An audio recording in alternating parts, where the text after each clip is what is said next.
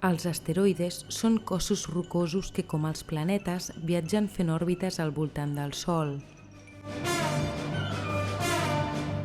Vesta, un dels més grans, és tan petita a escala còsmica que hauríem d'empaquetar 35 com ell per emplenar el volum de la Lluna.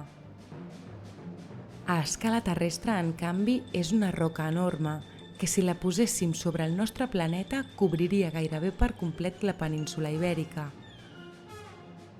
Els més petits, per la seva banda, són cossos amorfs que no arriben a la grandària d'un estadi de futbol.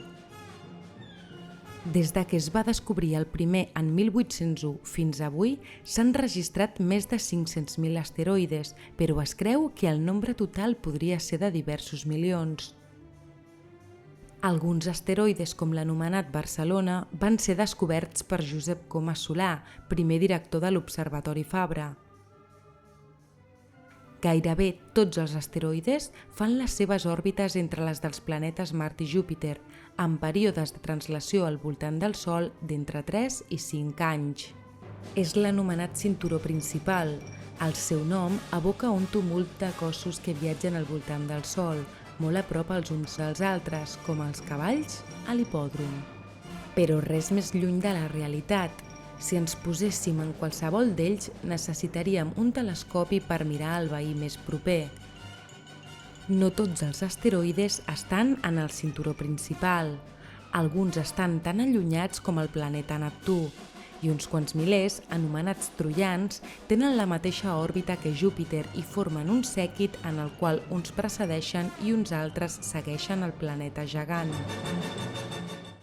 També n'hi ha que s'endinsen en els dominis dels planetes interiors i fins i tot alguns poden apropar-se a l'òrbita de la Terra, com l'anomenat 2014 GI48, que ho va fer fa pocs mesos.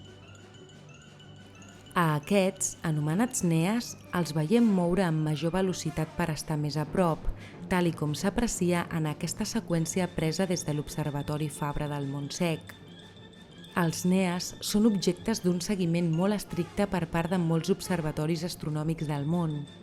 Una de les tècniques per detectar-los consisteix en fer diverses fotografies i tenyir-les a l'ordinador amb colors diferents.